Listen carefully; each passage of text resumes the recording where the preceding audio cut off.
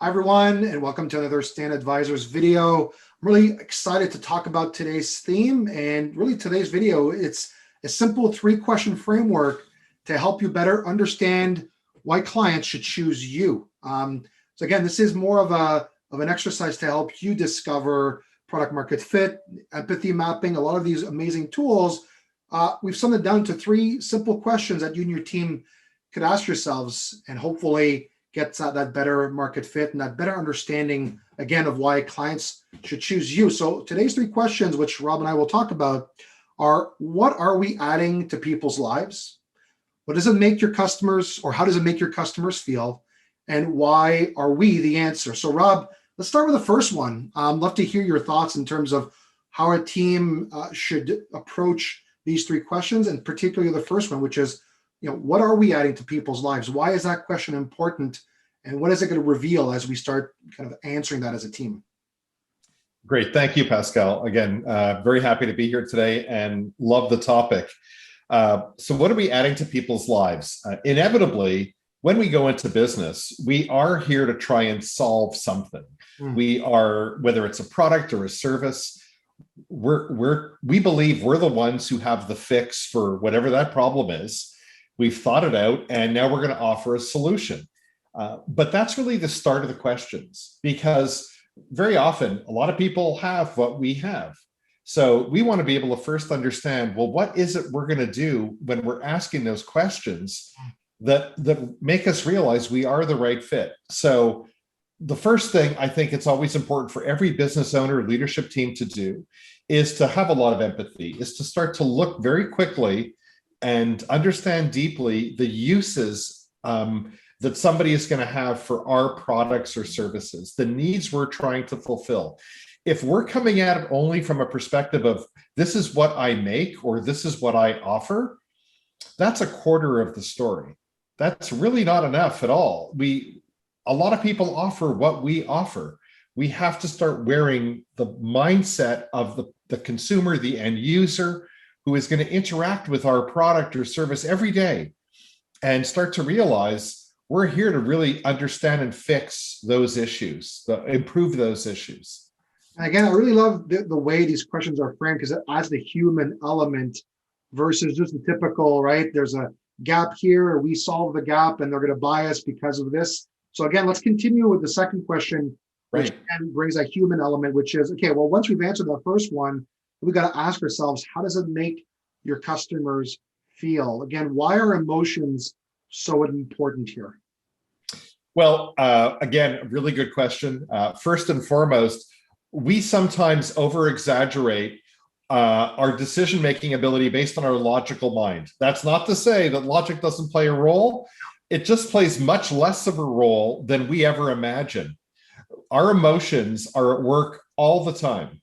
We don't even know it most of the time that we're making decisions, purchase decisions, our favorite brands. They're built on the emotions that are being tapped into constantly. And I can name some global brands for which undoubtedly you have an opinion. You may use it, you may not. Nike is one example, Coke is another. These are absolutely, mega global brands, Apple products. They're not niches, if they ever were. I'm not sure, maybe Coke at one time was, but they're a global brand. And again, whether you consume it or not is not the issue I'm going to ask you today. What do you think of? What do you feel? What is Coke telling you about their products that they want you to feel, and you probably do experience when you shop for it, when you buy it, when you consume it? And it's literally, it's part of our lives. We want our products and services, if we're never going to get the size of Coke, and most of us won't, in our own little world of Coca-Cola, we want our products and services to have a strong emotion, positive, so that people go, I really enjoy consuming your product because it makes me feel empowered. It makes me feel rested. It makes me feel I've got peace of mind. Maybe you're selling me insurance and you are giving me peace of mind. Those are so important to tap into. We have to realize, and sometimes we don't think it through as much. We believe my product is very, very logical. It's a utilitarian product. Buy it, use it, it will solve a problem. What emotion are you solving for? What are you making people feel? we have to really tap into that. We have to understand that. And the third question, which we'll dive into, again, this one's the challenging one, which I love, because again, maybe we do find that what we do adds to people's lives and it is beneficial, and we could really tap into that emotion in terms of why they care about this. But the third one is the challenging one, because it has to put the ego aside, which is, why are we the answer? Because there are other competitors out there. There are other products or services that may be fulfilling that need and making those customers feel those same emotions. So let's talk about that last one, which is a little more self-reflective. Why are we the answer? Pascal, you absolutely hit the nail on the head when you said, let's put the ego aside. So many times I've heard people say, we have the best products. Nobody can touch our quality. We have the best of everything, price. And I will sometimes ask people, oh, you must have a very high market share. What is it? Well, it's 0.5%. I said, well, tell me about the 99 point some percent that are not very good. Tell me what they're doing so poorly that, and the truth be told, there is, in any market space, in most, there's competitors. There are people who are doing what we're doing. They are trying to figure out the emotion. They believe they've got an answer to your needs. Why us? And why us is so important. It could be the positioning of where we are in a physical geographic region. It could be our relationship building that we have done to such a level that people will now respect and trust us to the next level. This is, to my point, this really is the conversation on shifting into how will we brand build once we've figured out the emotion and once we understand the need. Now we have to still be very, very humble and say, but why us? And unless you've patented something and no one can touch it, this is such a critical aspect, because people are in a state of choice all the time. I don't want us to ever take our foot off the pedal. I don't want us to get too complacent. Respect the fact that consumers and users are in a state of choice. We will build YS strategies at a much deeper level. We'll be very candid with ourselves. And that's where we have to start before we get into the full brand build. So I'd like to ask you one more question around this, because I could, totally makes sense for a startup. I got a new product. I'm trying to discover how am I going to align myself to the market, how we're going to position ourselves. I could totally see this being really useful for a company that may have an R&D division or a new product development division, where you're using these questions to try to tap into what's the next thing we're going to build. But really, I like to challenge to say a company is growing, doing okay. They're not owning 99% of the marketplace, but they're maybe owning that 1%, like you said. They think they're doing well. When should they incorporate this? Is it before strategy? Is it when they hit a wall? Like, if someone watches this video and is thinking, when should I be using this? And when's the right time? Can you maybe elaborate a little more from that perspective? It's a great question.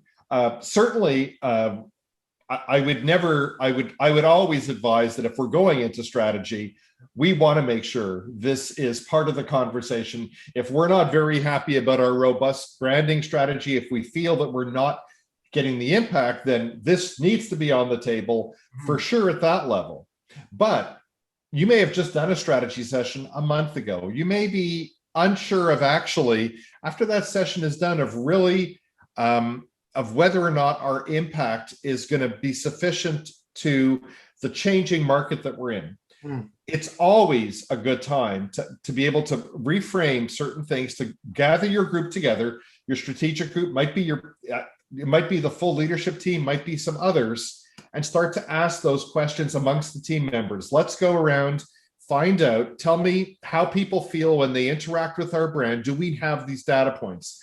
If we don't, start asking existing customers, the friendlies that you know. Start asking some that maybe you'd like them to grow a little bit more with you, and they're on the cusp. They're not really fully engaged. What is it that we could do better? Start asking those questions. So if you've just done strategy and you feel like you don't have all the answers you'd like to have, go back in here and do it. If you're going into strategy, absolutely make it part of your menu of what you need to do for strategy. Absolutely love it. And my final question is, okay, so I take on this exercise with my team. Yes. If I do this right, what will potentially be some of the outcomes or positive things that could happen for our team and for our business if we do this simple exercise and we really take it seriously and take some action steps out of this conversation? What are some outcomes that companies could expect? So here's what I would say. The number of companies that want to do this and don't is still high. So if we're the ones actually making the choice to do it, and oftentimes a lot of market share development is somewhat accidental. I want ours to be purposeful. We will, by just the nature of how we're going deeper into our market, we will start to understand our clients better. And typically, you either gain potentially new markets you were never in before, or within the market you're in, maybe you're taking some market share from an existing competitor that has done some things well, but you've got better data points now. Yeah. You've got more information. And lastly, let's think about it. Everything we do is always about choice. So the consumer has choice, the end user, so do companies. I want us to make choices based on the data points that are going to grow purposefully our business into areas we believe we should be in, and we should be the one taking a bigger position into that market.